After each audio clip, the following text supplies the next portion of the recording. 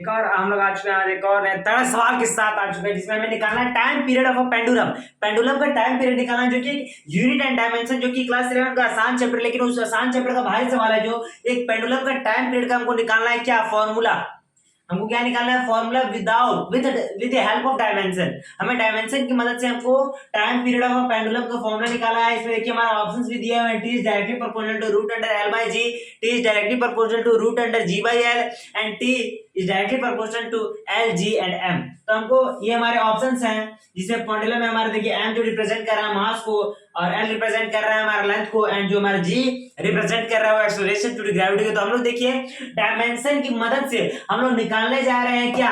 Formula of time period of pendulum. ठीक है, चलिए निकालते हैं। अगर आप लोग देखें तो हमारा यहाँ पे टाइम पीरियड जो है वो डायरेक्टली प्रोपोर्शनल है किसके? मास, लेंथ और ग्रेविटी। तो देखिए हम लोग लिख चुका है T is directly proportional to m to the power a. जैसे यहाँ पर हमारा टी होता है तो टी को हम लोग डायरेक्टली नहीं लिखते हैं, टी को हम लोग लिख देते हैं M to the power 0, L to the power 0, T to the power 1।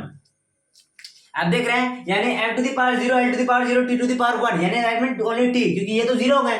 n to the power 0 which is 1, तो 1 and 1 multiplied by 1 multiplied by 2 to the power 1 यानी 1, यानी टोटल मल्टीप्लाई करें यहाँ पर t ही बचा। तो t is directly proportional to m to the power a, l to the power b and g to the power c, where g is our acceleration due to gravity and as you all know the dimension of acceleration is equal to lt minus 2. So now we put the value.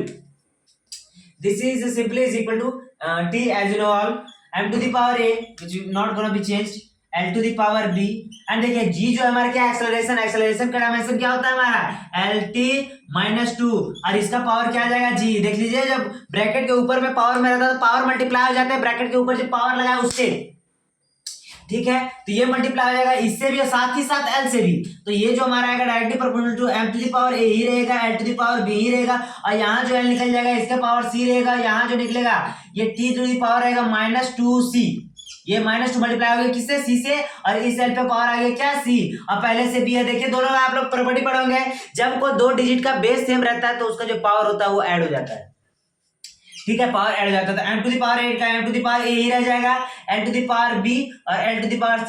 तो इन दोनों का सम किसके बराबर आ जाएगा? तो मैंने देखिए दोनों का बेस सेम है तो इसमें पावर हम ऐड हो जाएंगे यानी l to the power b plus c और t टू द पावर हम लोग पहले निकाल चुके हैं -2c। और ये हमारे क्या है? सब हम लोग किसका वैल्यू निकाल रहे हैं? m to the power 0, l to the power 0, t to the power 1, क्योंकि ये क्या हमारा टाइम पीरियड ऑफ पेंडुलम का फॉर्मूला निकाल रहे हैं हम लोग। तो देखिए हमारे अब हम लोग क्या करेंगे? ऑन कंपेयरिंग, हम लोग ब्रैकेट में लिख देते हैं ऑन कंपेयरिंग। हम लोग कंपेयर कर रहे हैं। कंपेयर करने से पता चल रहा है a का मान देखिए m to the power a और m टू द पावर 0 यानी दोनों का जब बेस सेम है तो ये और ये इक्वल टू में है तो ये और ये इक्वल हो जाएंगे यानी a हमारे किसके बराबर है? 0 के।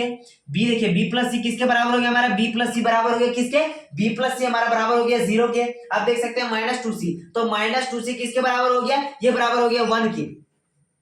यहां से हमको क्या पता चल गया? b is equal to -c। यहां से हमको क्या पता चल गया? जो b है वो -c के बराबर है। ठीक है, अगर हम लोग c का मान निकाल या फिर ऐसा रखिए हम लोग c यहाँ अगर ऐसा रखिए b इज क्या हमारा इक्वल है -c के। अब हम लोग यहाँ से हम लोग c का अगर मान निकाल रहे हैं तो c का मान हमारे यहाँ निकल जाएगा क्या? c is equal to -1/2।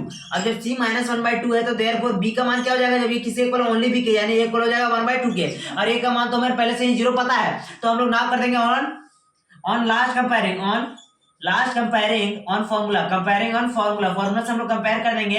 हम लोग ने क्या माना? m to the power a, l to the power b and g to the power c। तो हम लोग चलिए पुट करते हैं। m to the power a क्या है? हमारा a का मान क्या है? 0 यानी m to the power 0 l to the power 0 is equal to 1। तो 1 जो है सभी से मल्टीप्लाई होगा तो वही रहेगा यानी m को लिखना है, लिख भी सकते हैं नहीं भी लिख सकते हैं। अब आ गया l to the power b का मान क्या है? l to the power b is equal to 1/2 और l क्या है? यानी l का पावर आ जाएगा हमारा 1/2। ठीक है, अगला क्या है? c क्या है हमारा? g यानी g टू द पावर -1/2।